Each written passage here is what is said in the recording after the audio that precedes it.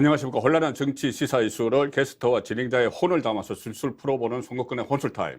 오늘은 정치 시사 문제라기보다는 북한의 최근 그 동향, 무력 도발이 너무 혼란스러워서 그 혼란스러운 상황을 술술 풀어보기 위해서 한국 최고의 국방 문제 전문가, 국방안보 전문가 백성조 박사님 모셨습니다. 안녕하십니까.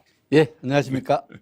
오늘 그 여러 방송, 어제 오늘 계속 여러 방송에서 출연하신 것도 제가 보고 했는데 특별히 이 먼 곳까지 와주셔서 감사합니다. 아니, 초대해 주셔서 영광입니다. 예. 우리 백성주 박사님은 한국국방연구원에서 1990년부터 24년 동안 근무하시면서 뭐 이론과 실기를 겸비한 최고의 전문가다. 그리고 여러 가지 활동을 하셨고 박근혜 정부에서 초대 이 국방부 차관 그리고 20대 국회의원을 그 경북 구미갑에서 하셨습니다. 그때도 국방위원을 하셨고 윤석열 경선 캠프에서 안보정책본부장 그리고 인수위에서도 외교안보 분과 상임 자문위원 이렇게 활동을 하시면서 그러니까 박근혜 정부 문재인 정부 때는 또 국회 국방위원 그리고 윤석열 캠프의 안보 정책 국방 안보 정책의 밑거름을 그린 자, 그런 분이시기 때문에 오늘 과거 정부와 지금 정부의 대응까지도 다 비교를 해서 종합적으로 좀 분석을 하도록 해보겠습니다. 일단 오늘 그러니까 오늘도 그렇고 어제도 또 180개의 비행 항적을 식별을 했다. 북한 군용기 180개. 그리고 그 전에 NLL을 넘어오는 그런 미사일도 쐈고 또 ICBM도 계속 쏘고 하는데 이 부분에 대해서 어떤 방송에서 그 백성조 박사께서 준비된 도발이다. 또 협박이다. 이렇게 표현을 하시는데 왜 지금 시점에 이런 도발을 한다고 보시는지? 예, 그 북한의 도발은 상당히 준비된 도발이라 이렇게 제가 말씀드린 이유는 이것이 어느 날 갑자기 이렇게 한 것이라기보다는 처음에 9월 9일에 북한이 핵무기를 선제적으로 사용할 수 있다, 마음먹이 사용할 수 있다 이런 것을 법제화를 발표하고 나서 그렇죠. 그렇죠? 예.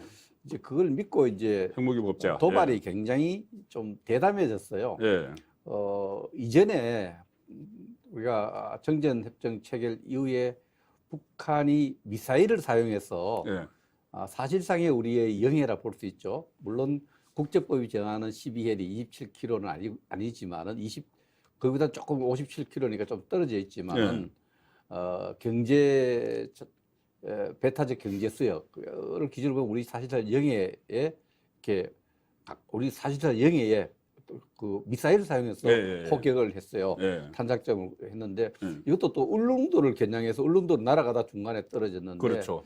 우리 영토의 울릉도를 겨냥해서 이렇게 그 미사일 도발한 것은 전례 없고 이것은 준비된 도발이죠. 준비된 도발이고 또 그것뿐만 아니라 어제는 물론 그 이전에 우리가 지금 한국과 미국이 진행했던 비질런트 스톰 그 연합 공군 훈련에 대응해서 후회할 거다 이렇게 북한의 군사 문제 2인자인 박정천이 그런 이야기하고 나서 어제는 항적이 한 170개 식별되었죠. 항적이란 말이 우리 일반 국민에게 굉장히 어려운데 소티라 해서 한반도에 뜨는 이 비행 물체를 다 우리 그 스크린 다 잡습니다. 뜨는데 이제 평소보다가 170개 떠서 180개. 그럼 180대의 비행기가 떴다는 이야기하고는 좀 다르네요. 다르죠. 항적이 이제 그 나타났다는 것은 그 박정천의 발언과 연결시켜 보면은 어떤 국지 도발을 준비하고 있는 것이 아닌가 이런 섬찟한 느낌이 들죠. 그런 도발을 하고 있기 때문에 북한이 도발을 계속하고 있습니다. 도발을 일으키는 이유는 일단 첫째는 한반도의 긴장을 고조시켜서 고조시키는 것이 긴장이 고조되는 것이 북한이 지금 대남 전략 또 대외 전략을 만들어가는데 유리하다 이렇게 판단한 거죠. 이 긴장이 높아질수록 유리하다 이렇게 판단을 하고 있는 것 같고 또 다른 측면에서는 굉장히 북한이 지금 국제적 고립을 해서 굉장히 어려우니까 경제적으로 어려우니까 이걸 풀기 위해서는 미국의 제재 완화가 필요한데 이 제재 완화될 가능성이 없거든요. 북한과 미국과 직접 대화를 한번 만들어 보려는 절실한 신호를 보내고 있는 것이 아닌가 이렇게 두 가지를 볼 수 있고요.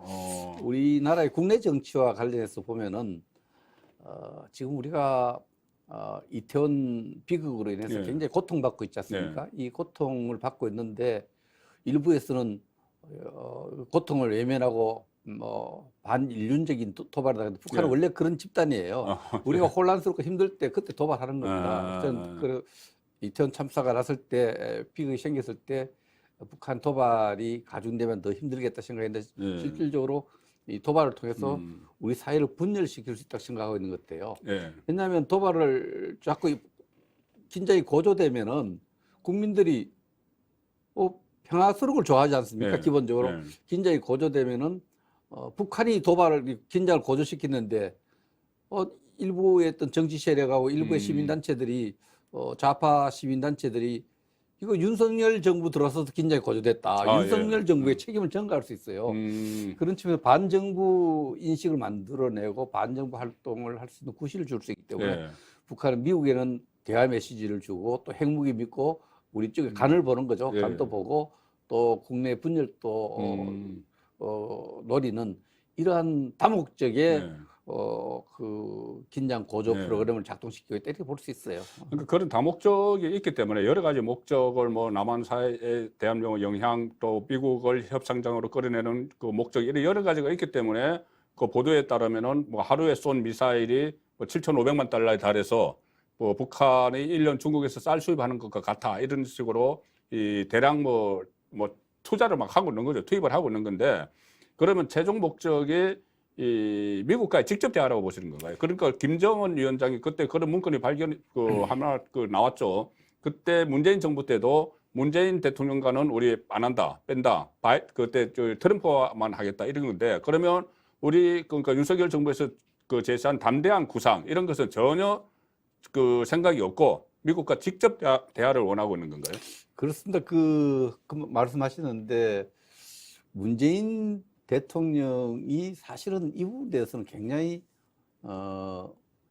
좀 뭐랄까 부끄러워야 될 부분이에요. 그게 2018년 9월 18일에 그 평양에서 정상회담을 하고 여러 가지 합의를 만들어서 축제 분위기, 한반도에 새로운 시대가 열렸다 이렇게 하고 있는데 그 최근 문서를 보면은 3일 뒤에 김정은이 그 당시 트럼프 대통령한테 개인 레터를 보내요. 그렇죠. 편지를 보내요. 그래서 왜 좀 빠졌으면 좋겠는데 왜 자꾸 그러는지 왜 모르겠다. 문재인 대통령이 우리 북한과 미국 간의 이게 핵 문제 이런 문제 자꾸 끼어들렸는지 모르겠다. 그때는 표현을 좀 각하라서요. 트럼프 각하하고만 이야기하고 싶다. 그 이야기가 있었죠. 패싱했죠. 완전히 기망하고 그랬는데 그 어떻게 보면은 북한은 지금 경제적으로 굉장히 고통스러운데 고통스러우면서 하고 싶은 일은 굶어 죽어도 핵 보유 국가는 되고 싶다. 핵 보유 국가를 인정받고 나서 또 이 제재는 풀고 싶다. 제재를 풀어서 경제적으로 이득도 좀 취하고 싶다. 이런 목적이 있는데 이것을 대한민국 정부하고는 안 된다. 합의해도 미국의 그게 없이는 대북 제재 완화가 안 된다는 문재인 알기 정부 때 때문에 다 느꼈겠죠. 그걸 절실히 느끼기 때문에 지금은 어쨌든 미국과의 직접 대화를 조금 절실하게 느끼고 있죠. 그 메시지를 계속 보내고 있는 거예요. 그래서 미국에 대한 메시지네요. 이제 국내적으로는 우리를 조금 간보고 있고 윤석열 정부가 어떻게 대응하는가를 보고 새로 들었었으니까. 미국과는 직접 대화를 추구하는데 미국 보고 한 메시지는 두 가지죠. 핵 보유국을 인정해달라. 우리 핵 보유국가가 됐다. 그리고 됐으니까 제재 같은 거 하지 말고 정상적인 관계로 나가자. 정상적인 관계로 나가자. 이렇게 이야기하는데 오늘 제가 재미난 이야기를 처음 이야기 드리면은 역사적으로 보면은 파키스탄이 미국의 반대도 불구하고 핵을 가진 적이 가졌죠. 그렇죠. 98년에 인도하고 그때 서로 막 인도가 핵을 갖고 있을 때 이제 파키스탄하고 계속 분쟁이 생겨서 파키스탄 전쟁도 있잖아요. 그 당시 비극적으로 최고를 맞은 부토 대통령이 굶어 죽더라도 핵무기를 가져야 되겠다. 인도에 대해서 스트레스를 받아서. 인도라는 큰 나라와 이제 싸우다 보니까. 그래서 그 파키스탄이 핵무기를 가지니까 미국에서 굉장히 제재를 했어요. 98년도 핵실험을 제재를 했는데 근데 파키스탄이 굉장히 국가적으로 보면은 운이 좋아요. 제재가 시작됐는데 9.11 테러가 났잖아요. 9.11 테러가 나니까 미국이 아프가니스탄하고 전쟁을 해야 돼요. 이 전쟁을 하려고 하니까 파키스탄의 도움이 필요한 거예요. 그 파키스탄 제재를 풀고 무려 330억 달러를 경제 지원을 했어요. 핵실험하고 330억 달러를 벌어서 경제 문제를 해결했던 야, 예. 파키스탄 그 돈을 또 탈레반한테 주고 이랬어요. 그래서 미국에 여러 가지 예. 어려움을 줬는데 예. 제가 2012년에 예. 박근혜 정부가 출범하기 1년 전에 예. 제가 스웨덴 스톡홀름이라는 도시에 가서 예. 북한 학자들하고 1박 2일 회의를 한 적이 있어요. 음. 그때 북한 학자 그때 태용을 만나신 그거는 아니에요? 이태리 아, 그 다른 회의고요. 데고. 아. 그 2012년 가을에 그 갔을 때 그 지금도 북한에서 중요한 역할을 하고 있는 그 친구였는데 백 박사님 우리는 왜 파키스탄처럼 인정 못 받습니까? 핵 보유국으로 인정받으면서 경제 제재 완화하고 경제 지원을 못 받습니까? 파키스탄처럼 되고 싶다 했는데 지금 북한이 원하는 그 양반 이름 뭔데요? 네? 이름은 이야기 못 하시고. 이름은 제가 이야기할 수 없죠. 알겠습니다. 그 신뢰는 문제가 있으니까. 북한이 원하는 게. 네. 예. 그래서 말하자면 북한은 지금 핵 보유국가로 인정을 네. 받고 싶고 군사적으로는 이거 미국하고 핵을 가지고 가야 되면 상대하자. 네. 그러고 그 핵 군축 회담하자. 그렇게 하면서 미국의 이야기를 약간씩 들어주면은 미국이 여기에 대해서 경제 지원을 해주고 제재 완화를 해달라. 이걸 하고 싶은 거예요. 이 빅딜을 하고 싶은데, 빅딜. 빅딜을 하고 싶은 그런데 그런 과정에서 대한민국 정부, 윤석열 정부에는 안중에 없어요. 그렇죠. 왜 이렇게 만들었느냐? 이게 바로 문재인 정부가 그렇게 구도로 만들어 놓은 거예요. 북한으로부터 도와주면서도 무시받는. 그렇죠. 그런 상황에서 북한이 윤석열 정부를 그래 만들고 싶은데 윤석열 정부는 그렇게 안 가죠. 그런데 그렇죠. 이제 차이가 있는 거예요. 그래서 이제 북한이 궁극적으로는 북한 체제가 미국에 대해서 직접 대화를 통해서 뭘 얻어내고 싶은 거기에 모든 체제의 어떤 의지가 있는 거예요. 근데 파키스탄 모델은 좀 어려울 것 같은데 그때는 9.11 테러가 있었기 때문에 그 전쟁 기지로 삼기 위해서 아프가니스탄과 전쟁하는 전쟁 기지로 삼기 위해서 그렇게 했던 거죠. 주요 보급로도 되고 그렇죠. 예, 그렇습니다. 근데 지금 북한이 그런 계기가 있을지 그런 것은 그러나 2012년에 그 북한 학자는 그 파키스탄 같은 대우를 받고 싶다고 그 이야기를 재밌는 이야기네요. 오늘 처음 방송에 내가 처음 한 이야기예요. 이거 제가 제목으로 뽑겠습니다. 예, 그렇네요. 그게 본인들의 속내가 그대로 드러나 있네요. 그럼요. 그때 속내로 드러나 있죠. 그러면 그런 것을 관철시키기 위해서 지금 도발 강도를 더 넓혀갈 가능성이 있겠네요. 국지 도발 말씀하셨는데 국지 도발이라면 일종의 국지전 가능성. 이 부분은 이제 전면적 충돌을 피하면서 상대방에게 일정한 범위에 일정 수준의 피해를 강요하는 것을 국지 도발이라 그래요.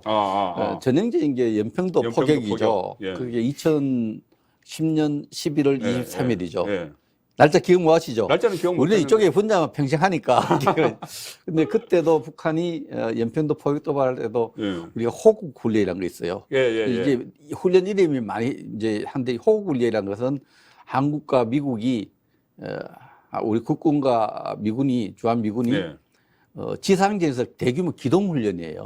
지상군 훈련이에요. 지금 훈련하고 있는 비닐런트 스톰 이거는 공군 훈련이고 며칠 사이에 바른 수위가 이제 핵무기를 딱 뒤에 받쳐놓고 우리가 이렇게 핵무기 법제화라는 게 언제든지 핵을 사용할 수 있다는 거예요. 5가지 조건이 다 그 내용은 군사적으로 필요하면 언제든지 사용할 수 있다는 내용이에요. 5가지 조건이 있지만 핵무기 믿고 엔가에 도발해도 우리 국군이 대응하는 데는 한계가 있을 거다. 이런 자신감을 깔고 있고 또 긴장을 고조시키면 또 말리려는 사람이 생길 거 아니에요. 미국이 말리려 들어올 거다. 이런 계산을 하고 도발을 하는데 적어도 이번에 도발하면은 연평도 포격 도발 이상의 그런 국지 도발, 고강도 도발할 가능성이 저는 많다고 그렇게 봅니다.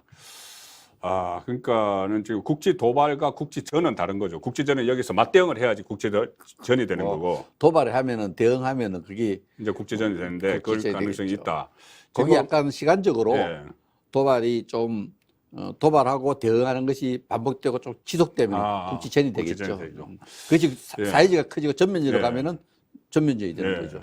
자, 이런 이 북한의 노림수, 속셈, 그리고 다목적인 포석, 그리고 이것이 어느 쪽으로 진행이 될지 전개를 될지 그것을 지금 윤석열 정부 국방안보라인에서 파악을 좀 하고 대응을 하고 있는지 그렇게 좀 하고 있었어야 될 것 같은데 여담으로 제가 그 언론 기사를 찾아보니까 신동아에서 그때 대선 때 섀도우 캐비넷을 구성을 했어요. 예. 섀도우 캐비넷에서 국방부 장관 백승주 이렇게 나오던데. 그 언론이 인사 발령내면 얼마나 좋겠어요. 그것 때문에 안 된 게 아닐까요? 언론이 너무 빨리 인사 발령을 네, 내가지고 아니 그만큼 이제 역할을 했고 특히 이 윤석열 정부의 국방 그 안보 정책을 밑거름을 그렸기 때문에 그 조금 실행을 하는 분도 같은 분이어야 된다. 이제 그런 그 뜻에서 같은 시각과 같은 퍼스펙티브를 가지고 네. 같은 프로그램을 갖고 있는 분들이 하고 네. 저보다 더 출중한 분들이 지금 지금 이제 하고 있습니다. 하고 있어서 아, 지금 대응하는 네. 그 기조를 보면은 문재인 정부와 달리 철저하게 북한의 협박에 굴하지 않겠다는 네. 당당하게 맞서겠다는 거죠. 그저께 이제 북한이 그 북방 한계선 26km 지점에 미사일 쏘니까 네. 우리 군도 네. 공군도 F-15가 출격을 했어요. 출격을 했죠. 그래서 슬래미어라고 음. 그게 한 사거리가 110km 정도 돼요. 예, 예. 그리고 그 110km 안에 있는 게 조금 몇십 센치 안에 물체도 정확하게 타격할 수 있는 예. 공대지 미사일. 예. 전투기에서 지상의 공격 목표물을 때리는 것을 우리가 예. 그 비례 원칙에서 비슷한 북방 한계에서 북쪽에 예. 공해상이지만 세 발을 투하했습니다. 그러면 그렇죠. 비례성의 원칙은 한 발 쏘았으면 한 발 쏘야 되는데 예. 세배로 응징을 한 거죠. 예. 이런 부분들은 상징성이 커요. 예. 북한이 도발하면 거기에 따르는 예. 3배 이상의 응징할 능력도 있고 제일 좋은 능력보다도 의지죠. 의지죠. 예. 그 문재인 정부는 의지가 없었어요. 네, 뭐 비행기가 뭐 대응한다고 떴는데 그 안에 기관포도 안 싣고 가고 막 그런 적도 있었잖아요. 그보다 더 심각한 게 어민들이 탈북에서 내려왔잖아요. 예, 예. 그 사람도 북쪽이 원하는 대로 그냥 강제로 보냈잖아요. 예, 그런 일들 있었죠. 서해 우리 네, 공무원 뭐 월북몰이 하고. 공무원이 어쨌든 표류하고 있는데 네. 그것을 월북으로 이렇게 네. 만들었다는 주장이 나와 있고 수사가 진행되고 있잖아요. 예. 월북하고 월경은 너무나 다르잖아요. 그렇죠. 그런 월경은 부분은 뭐 자기가 아니고 그냥 그 넘어간 거고. 월경 월경은. 경계선을 넘어가서 그렇죠. 정치적 의지와 관계없는 거고 월북은 우리가 사실 월북하는 사람에게 대해서는 월북을 의지를 갖고 월북하겠다가 넘어가는 사람은 네. 그건 개인적으로 우리 형법상으로도 엄청 처벌을 받도록 돼 있잖아요. 그렇죠. 그래서 예. 어쨌든 지금 정부는 문재인 정부의 어떤 그런 걸 완전히 지금 네. 바꾸고 있는 거죠. 그럼 지금 수준의 대응이 적절하다고 보시는 거네요. 저는 그렇게 해야 된다고 생각을 그렇게 해야 합니다. 된다. 예. 그런데 저도 가끔 그런 생각은 들어요. 이 지금 그 원래 전쟁이라는 게 그 총성 한 방으로 시작이 되기도 하잖아요. 그렇죠. 그리고 뭐 1차 대전도 뭐 그랬다는 이야기고 있는데 어쨌든 이 가령 예를 들어서 민노총이나 윤미향 그 민주당 의원이나 이런 쪽에서는 이 한미 공중훈련 때문에 이렇게 된 것 아니냐, 공중훈련을 중단하라 이렇게 이거 말도 안 되는 이 주장인데 그러면 이것을 상황 관리는 잘 해나가야 되겠네요. 그래도 이 부분을 일촉즉발이라는 게 있잖아요. 일촉즉발인데 네. 2015년을 우리가 생각을 해보면요. 2015년이 이제 8월 3, 4일쯤 되면은 목함지뢰 사건이 일어나요. 예. 북한의 목함지뢰를 매설해서 그 우리 군인이 다쳤죠. 네, 떠내려왔어 그렇게. 그래서 우리가 예. 이분에 사과를 하고 자기도 안 했다고 발뺌하다가 예. 우리가 강경하게 나갔는데 가장 강경하게 난 것이 북한이 제일 두려운 것은 총탄도 아니고 미사일도 아닙니다. 북한 체제가 가장 두려운 것은 뭐냐? 자유의 바람이에요. 예. 그래서 그 외부 사조가 북한에 들어간다 이렇게 어렵게 용어를 쓰는데 우리 자유사회의 어떤 분위기가 북한에 전파되는 걸 가장 두려워합니다. 그래서 우리가 가장 북한이 두려워하는 박근혜 정부 때 대북 확성기 방송을 그렇죠. 대북 방송을 하니까 북한이 그러면은 준전지 태세를 선언하고 전쟁을 할 것이 덤볐어요. 우리는 확성기하고 우리도 거기에 맞대응을 하니까 북한이 어떻게 나왔습니까? 먼저 대화하자고 난리가 났어요. 그렇죠. 그래서 넘어가서 한번 그 24시간 이상 뭐 계속 그 하고 그게 했죠. 뭐 무박 25시간인가 그렇죠. 뭐 이래가지고 그 대화를 해서 북한이 우리 요구하는 데서 사과하라는 거 사과했어요. 두 번째 사과 7개 합의를 했는데 그 당시 제가 국방 차관했죠. 그 진행 과정을 알고 있습니다. 자세히 알고 있죠. 알고 있는데 말하자면은 북한이 그렇게 겁박을 할 때 우리가 맞대응하니까 북한이 꼬리를 내렸어요. 아, 대화를 구걸했습니다. 네. 대화를 하자 해서 대화를 네, 해서 네. 우리가 원하는 합의를 물론 북한이 대화를 지키지 않았습니다. 예, 예. 않았지만 이게 우리 국민들이 지금 잘못 생각하면은 이게 북한이 할 때 좀 살살 다뤄야지 저렇게 거칠게 하면은 이거 그러다 진짜 전쟁이 나는 거 아니야? 아니냐. 전쟁을 막기 위해서 네. 우리가 이런 스탠스를 취하는 겁니다. 네. 감히 전쟁할 생각하지 마라. 전쟁을 만약에 도발하면은 너희들 괴멸시키겠다. 이런 각오와 의지를 보여줘야 더 이상 도발을 네. 큰 충돌을 안 가는 거예요. 오늘 어제죠. 네. 어제가 이틀 전에 네. 미국의 국방장관하고 대한민국 국방장관이 네, 네. 중요한 합의를 했어요. 예, 합의를 SCM에서. 했죠. 예, 예. 참 그 섬찟한 용어를 썼어요. 예. 어떻게 보면 외교적이지 않은데 네, 어떤 이거는 거죠? 교전할 때 네. 상대국 지도자에게 할 말인데 어떤 말을 썼냐면은 북한이 네.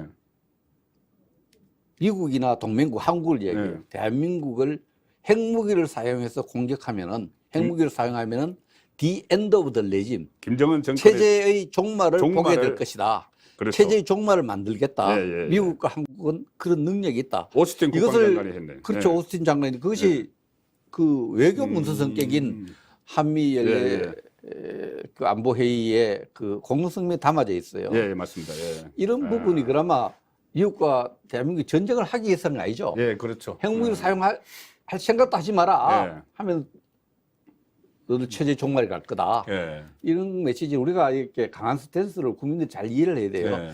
이것만이 평화를 진정한 평화, 단단한 평화를 만들기 위한 거지 전쟁을 유도하기 위한 것이 아닙니다. 네. 그러니까 지금 말씀하신 것처럼 북한이 지금 가장 두려워하는 것은 정권이 무너지는 거죠. 그렇습니다. 김일성 왕조가 무너지는 거니까. 왜 자유사조 네. 들어온 걸 두려워하느냐? 그러니까. 정권이 붕괴될 가능성을 두려워하기 때문에. 그때 박근혜 정부 국방부에서 그 공격 포인트를 제대로 잡아서 학생들을 한 거고. 가장 고통스러워하는 학생들이 그렇죠. 했었죠. 한 거고. 그러니까 총알 한 방 안 쏘고 그걸로 한 거고. 오스틴은 그 정권 몰락을 또 이야기하면서 핵 공격하면 정권이 몰락될 것이다. 가장 아픈 것을 또 찌른 그렇습니다. 네. 핵을 만지면은 네. 손을 비틀든가 네. 그 레짐을 보면 이제 미국이 최근에 전략 문서에 보면은 핵태세 검토 보고서나 예. 국방 전략 문서에 보면은 컨트리 나라가 아닌 예. 북한 국가를 붕괴시킨 게 아니 그 체제 레짐을 붕괴시키겠다 이렇게 레짐이라는 이야기했죠. 표현을 썼네요. 그래서 그러니까는. 그 문서에 담아내고 있어요. 이 부분은 예. 이제 북한에 대해서 네. 핵무기를 언제든지 사용했다고 자기들이 먼저 법을 만드니까 네, 네. 그 법에 대해서 우리는 어떻게 대응할 것이냐. 핵무기를 만지작거리면은 네. 그 레짐을 정말 디엔드를 만들어내겠다 이렇게 하고 있죠. 이런 것은 다 막기 위한 거다. 평화를 위한 거다. 이렇게 국민들이 이해하면 되겠습니다. 실제 상황으로 가지 않고 실제 상황을 막기 위해서 실제 상황을 가상을 해서 계속 저기 아픈 곳을 때리는 그런 거네요. 그렇습니다. 지금 그렇게 되면 이게 북한 입장에서는 정권을 지키려면은 또 앞으로 계속 핵을 어떻게 가지고 위협을 해야 되는지 이거 굉장히 계산을 많이 할 텐데 지금 7차 핵실험 이야기가 많이 나오거든요. 근데 지금 그 박사님께서는 7차 핵실험 그거는 별 의미 없다. 군사적으로 별 의미 없다. 그렇습다. 이렇게 말씀하시는데 할 걸로는 보세요. 재겠죠. 계산하겠죠. 아, 근데 예. 핵실험은요. 한 6번 하면 이제 핵실험을 왜 하느냐? 예. 핵실험을 왜 하느냐? 핵탄두를 만들기 위한 거예요. 예. 왜 여러 차례 하느냐? 핵탄두가 처음에 실패했을 때 예. 기술적으로 좀 보완하기 위한 거고 예. 또 핵무기 종류가 여러 개 있어요. 위력이 좀 작은 데서 위력이 큰 그 핵무기를 탄두를 만드는데 그런 걸 6번 하면서 거의 완성시켜 버렸어요. 그러니까 7번 하면 그걸 핵무기를 좀 더 좀 소형화 또 하고 또 다종화 종류를 다양하게 하는 실험되지만 핵탄두를 핵무기 보유에 필요한 핵탄두는 이미 6차례 개발했다는 거죠. 그래서 7차례나 8차례나 9차례나 핵무기 국가가 되는데 보유국가 되는데 별로 의미가 없는 거예요. 더 이제 정밀해지고 뭐 그런 기술적으로 더 보완되는 부분이 있죠. 물론 그것도 의미는 있지만은 핵 보유 국가로 주장하는 데는 우리가 평가하는 데는 큰 의미가 없다 이런 의미죠. 그럼 일단 북한이 지금 핵실험을 할 거냐 말 거냐는 조금 전에 말씀드렸던 이전에 말씀드렸던 미국과의 협상 레버리지로서 협상 지렛대로서 핵무기 안 하는 것이 유리한가? 예, 예. 아, 핵실험 안 하는 것이 유리한가? 예. 핵실험 하는 것이 유리한가를 아, 머릿속에 재는 거예요. 예. 그럼 1월 달부터 핵실험할 준비는 다 해놨는 거예요. 김정은은 계속 판단하는 거죠. 그뭐 하루에 중간 몇번씩. 바이든 중간 선거 뭐 이것까지 그거 다 해서 염두에 두고. 핵실험 하면은 미국하고는 완전 척을 지어야 되잖아요. 예, 예, 예. 핵실험하게 되면.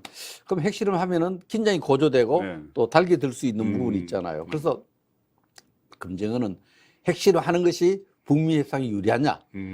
핵실험하지 않는 것이 예. 북미 고위급 회담을 유도하는 예, 유리하냐? 예. 요 머릿속에 이제 그런 계산을 하고 있다 봐야죠. 예. 그래서 핵실험 판단은 뭐 우리 국가정보원이 뭐 10월 16일 이후에 할 거다. 네. 김정은 머릿속에 들어갔으면 어찌 알겠어요.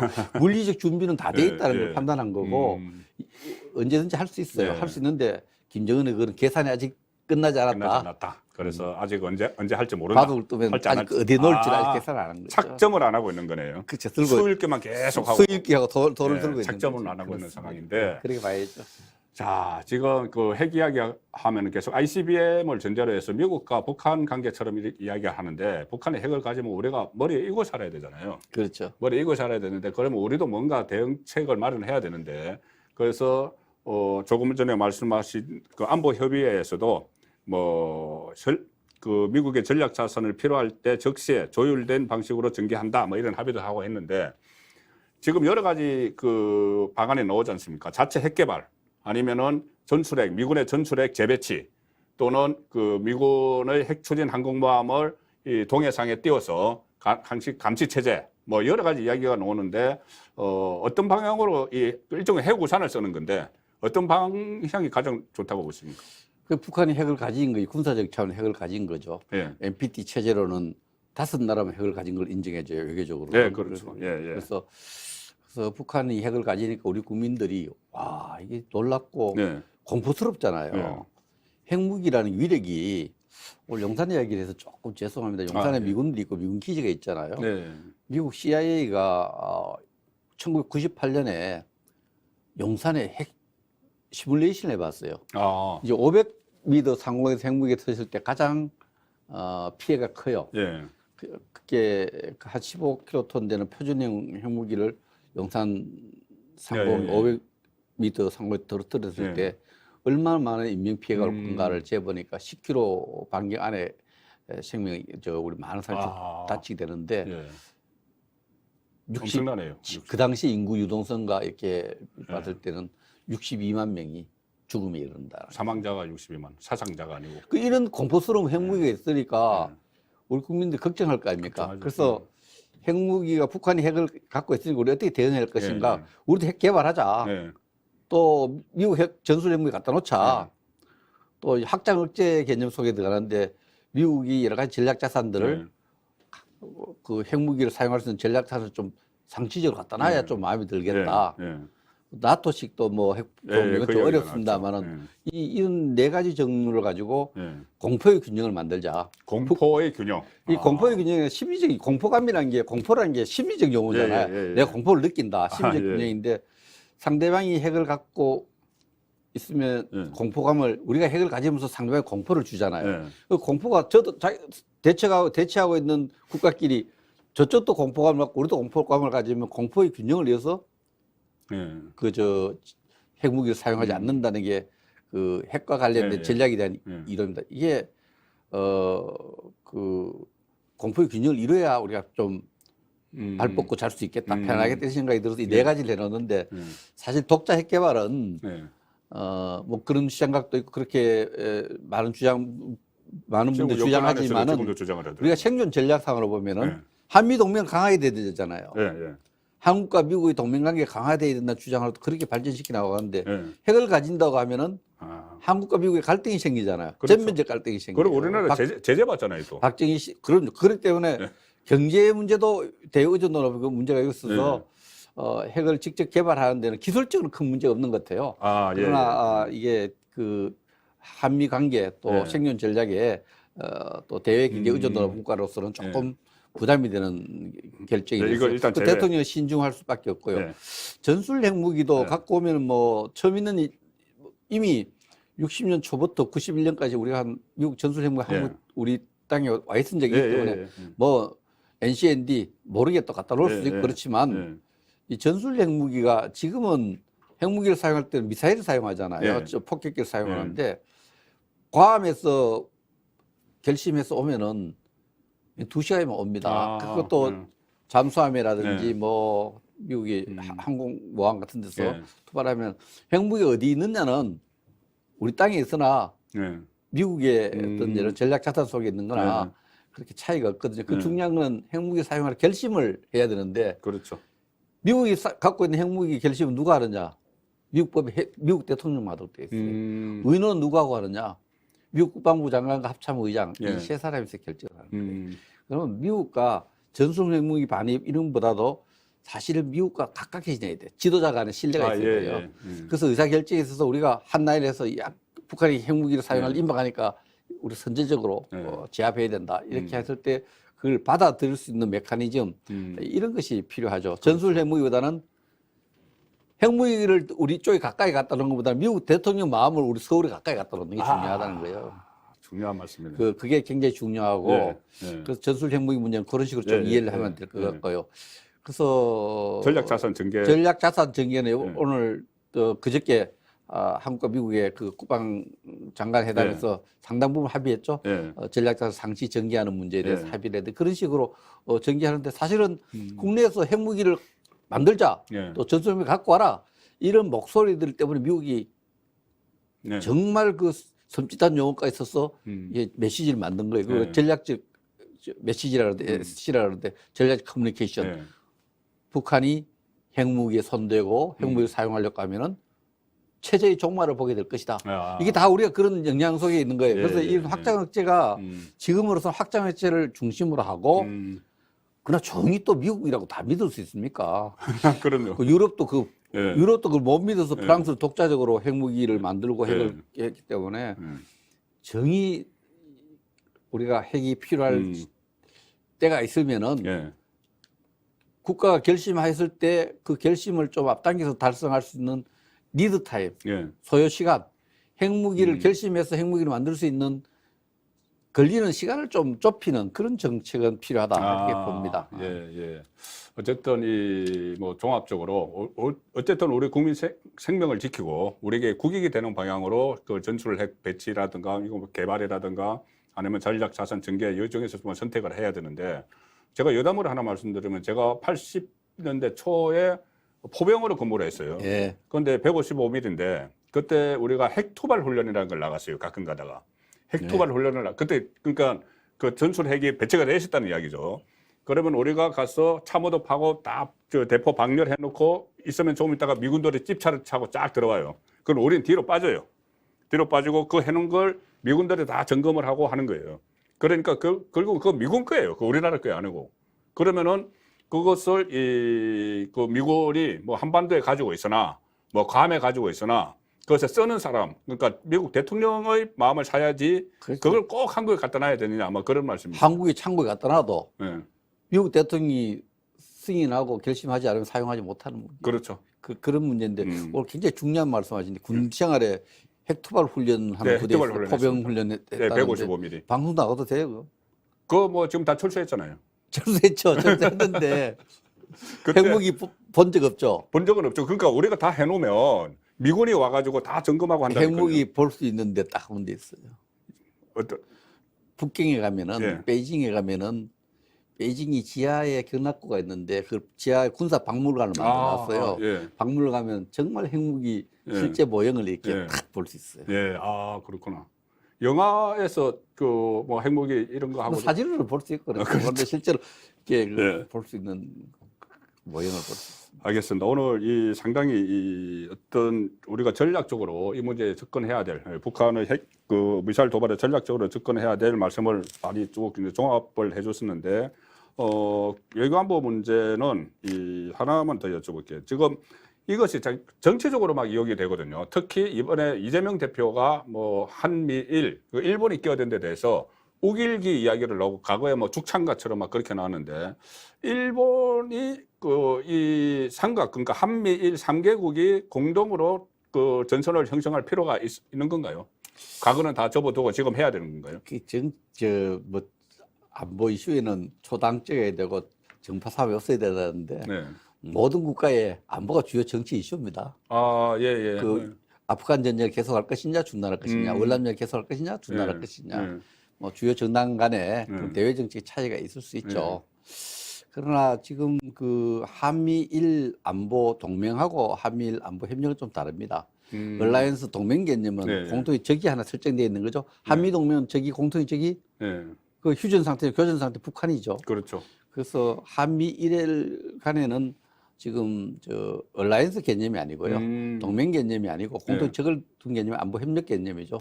북한이 미사일 쏘면은 미사일에 대한 정보를 일본이 갖고 있을 수 있고 우리도 갖고 있을 수 있고 이런 정보를 하는 거죠.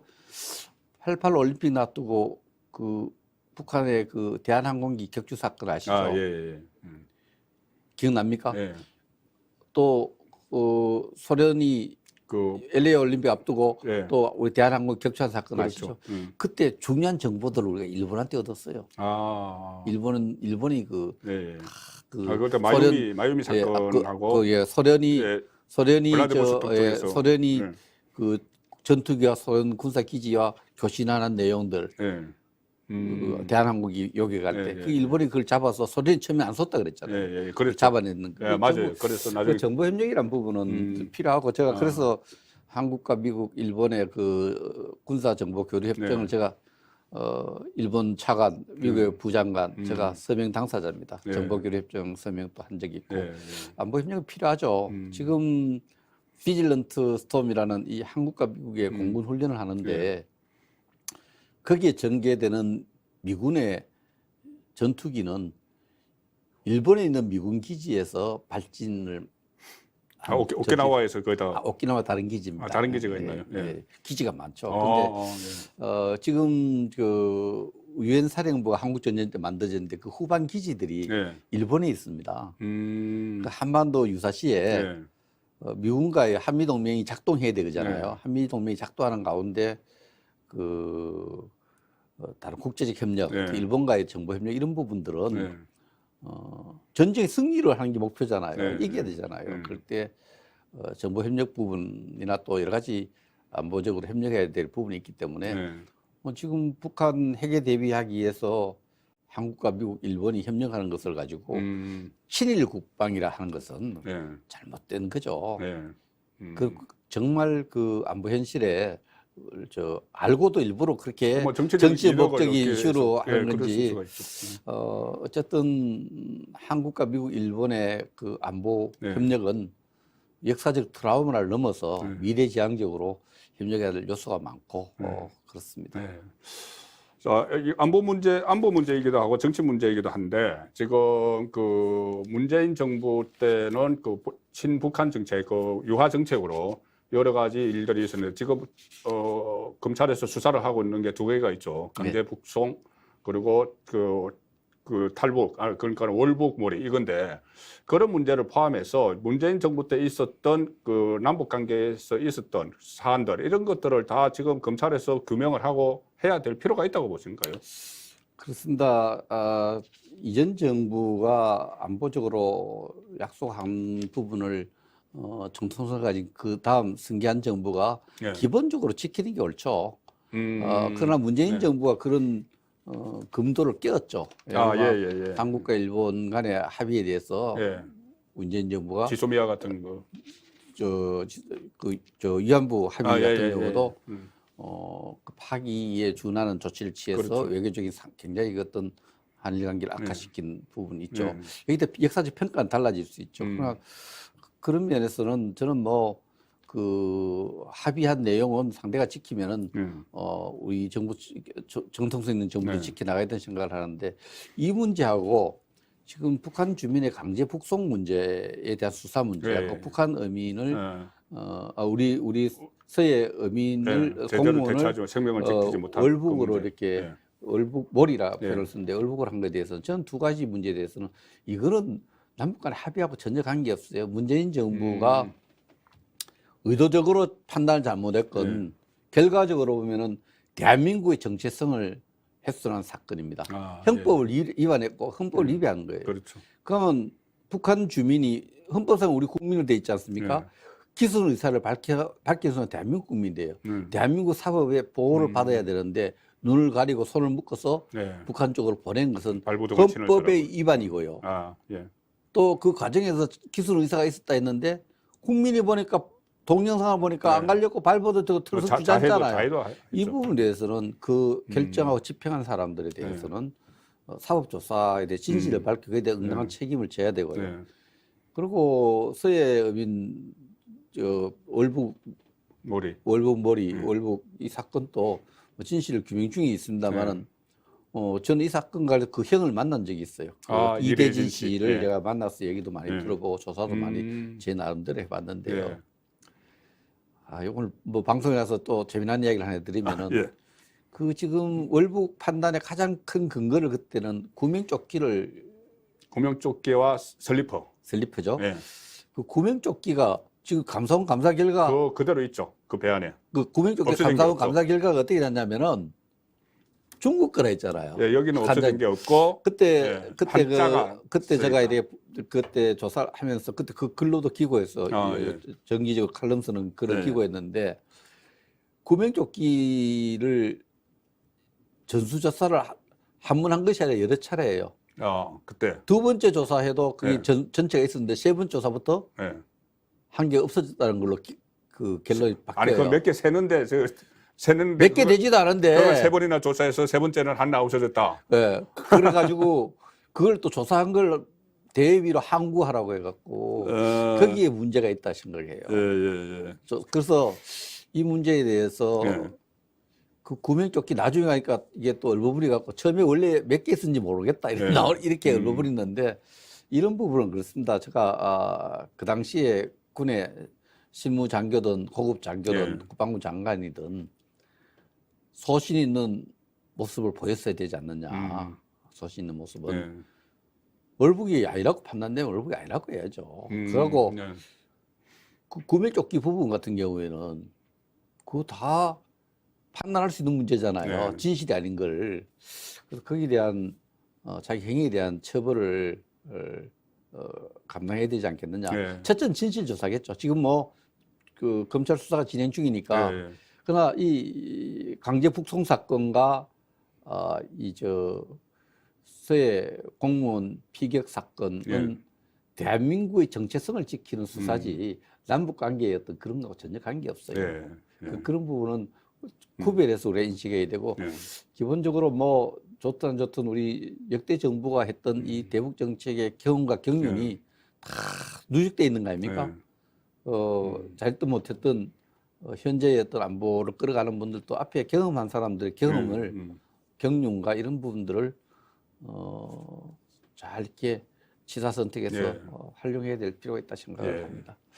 백순주 박사님께서는 지금까지 쭉 이야기한 대로 한국 최고의 국방 안보 전문가이기도 한데 정치인입니다. 20대 국회에서 국회의원을 하시면서 그때도 북핵 위기 대응 특위 이 간사도 맡으시고 여러 가지 전문성을 살려서 활동을 하셨는데 그래서 이 정치 현안 하나만 딱 물어볼게요. 하나만 여쭤볼게요. 지금 윤석열 대통령 국정 운영 잘하고 있는 거예요? 아니면은 지금 지지율이 계속 오늘도 갤럽, 그러니까 어제도 갤럽 조사에서 다시 20%대로 떨어졌던데 그 원인이 뭐라고 보세요? 뭘 잘못하고 있는 것 같아요?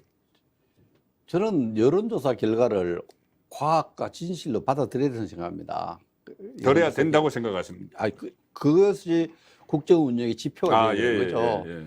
그것이 조금 왜곡되었다, 또 잘못 조사되었다, 표본이 잘못됐다 이런 생각할 필요 없이 여론조사 결과를 겸허히 있는 대로 받아들여서 받아들여야 되죠. 겸허히 받아들여야 되는데 지금 지지율이 대부분의 그 역대 정부가 1년 차 또 6개월 차 이렇게 받았던 성적표에 비해서 좀 부진합니다. 그 부분에 대해서 뭐 우리 윤 대통령이 매일 고민 안 하겠습니까? 저보다 더 고민하겠죠. 원인도 알고 있을 겁니다. 알고 있어서 일단은 우리 국민들이 크게 기대한 것은 아닌데 그 기대에 만족시키지 못한 부분이 많다고 보고 또 구조적으로 경제가 좀 중요하지 않습니까? 그렇죠. 이 국제적인 경제가 여건이 제가 안 만나보는 좋으니까. 많은 분들이 이 경제가 어렵다 그러는데 이런 부분들은 단기간에 새 정부가 해결할 수 없는 문제예요. 네. 그래서 경제가 어려운 이런 부분들이 좀 같이 중복되어 있는 그런 부분들이 많다. 경제가 진짜 힘들거든요. 네. 그런 부분들이 영향을 많이 주고 있다고 네. 봅니다. 이제 그런 부분도 또 저 대외 여건도 좀 나아지고 하면은 충분히 이제 반등도 할 수 있는. 하여튼 저 5년간 문재인 정부가 곳간에 이렇게 얘가 복지 정책을 펴갖고 인기를 얻을 수 있는 정책을 폈는데 그 부작용이 지금 경제적으로 굉장히 많이 나타나고 있는데 그 덤태기를 좀 쓰고 있는 부분도 있어요. 문재인 정부는 연로 정부였던 것 같아요. 연로 정부. 연로는 뭐예요? 유한수 온일, 올리브 온일. 그때만 산다. 5년만 산다. 그래서 뭐 곡간을 다 빼고 그때 고민정 청와대 대변인이 곡간에 있는 것은 빼먹으라고 있는 것이다. 그래도 채워놓은 사람이 없잖아요. 그래서 박근혜 정부는 진짜 곳간 채우는데 재정 건전성을 경제 정책에 제일 중요하게 생각했죠. 재정 건전성 이런 걸 추구했는데 건전성이 지금 GDP 대비 채무가 50점 몇 프로 되고 50% 넘어갔어요. 예, 예. 근데 그걸 또 계속 놔두면 나라가 경제 파탄이 날 거니까 이걸 쪼아야 되거든요. 그 쪼는 과정에서 또 받던 분들 복지 혜택을 받던 사람들이 또 불만이 생길 수 있고 하여튼 저 지금 여건이 윤석열 정부는 좀 경제적 여건도 안 좋고 북한이 또 늘 상황 노릇 하다가 상황 노릇도 절대 안 되거든요. 그 북한이 지금 계속 저 도발을 하고 있고 이런 부분들이 조금 또 의회에 또 여소야대 속에서 뭐 여러 가지 국정을 꾸려가는데 상당히 제약이 있으니까 소집은 할 수 없잖아요. 새 정부가 할 수 있는 해야 될 게 정부 조직법을 자기 비전에 맞게 바꾸고 있는데 아직 그것도 제출도 못하고 예, 있죠. 지금 못하고 있죠. 그래서 덤태기를 많이 쓰고 있던데 조금 어려운 국면이 있었다고 봅니다. 그러면은 마지막 질문으로 지금 뭐 여소야대에서 어렵고 한데 그것이 이 다음에 22대 총선에서는 좀 바꿔야 되는데 그 국민의힘 윤석열 정부 입장에서는 그러면은 22대 총선에 다시 그 국회에 입성을 하실 거잖아요. 근데 그 하시면은 만약에 하시면은 가장 하고 싶은 일이 뭔지 정치적 꿈이 뭔지 같이 묶어서 한번 말씀을 해주시죠. 제가 사실 그 정치에 몸담기 전에는 제대로 된 안보 전략서 조금 글 쓰는 걸 좋아해서 전략서를 조금 쓰고 싶었어요. 그걸 하나 남겨야 되겠다는 꿈이 있었는데 정치에 딱 들어가는 순간부터 뭘 포기했냐면은 그 책 쓰면 누가 읽어주겠어요? 전파적으로 다 이해할 거라고. 그래서 지금 또 제가 말씀드리면 저 보수 정당의 정치이니까 다 이렇게 국민들이 색안경 읽고 볼 거 아니에요. 그래서 정치에 일단 지금 다시 기회가 주어지면은 대한민국 정체성을 좀 더 잘 다듬으면서 저 어릴 때부터 꿈이 이제 남북 관계에 대한 연구를 많이 했는데 어쨌든 지금 험악하지만은 제가 정치를 한다면 그 이유는 어쨌든 남북 관계에 조그만하게라도 기여하고 싶은 그런 꿈이 있고요. 고향도 발전시켜야 되지만 그래서 제가 북한 학자를 가장 많이 만난 학자입니다. 태영호도 제가 외교관 시절에 태영호 그 영국에서 그때 만났어요. 영국에서 영국에서 만나. 그 손톱깎이 태영호가 사실 저 때문에 망명했다 할 정도. 손톱깎이 선물을 줬다면서요. 그게 너무 좋아가지고. 일본서 뭐 영국, 미국에서 이러면 북한 학자를 많이 만나고 또 북한을 많이 방문도 했고요. 북한 지역도 많이 방문했는데 저는 정치를 다시 할 기회가 주어지면은. 우리 시대의 정신이 시대의 어떤 과제가 뭐냐. 이제 민주화되고 산업화되고 민주화되고 이런 과정에서 우리 역사적 과제는 지금 어렵고 칠흑같이 어둡지만은 남북 관계에 조금 돌파구를 찾아야 돼요. 저는 제가 갖고 있는 경험과 용기를 가지고 정치를 세계로 할 기회가 주어지면은 남북 관계 물꼬를 트는데 남북 관계를 발전시키는데 조금 기여하고 싶은 그런 꿈을 갖고 있습니다.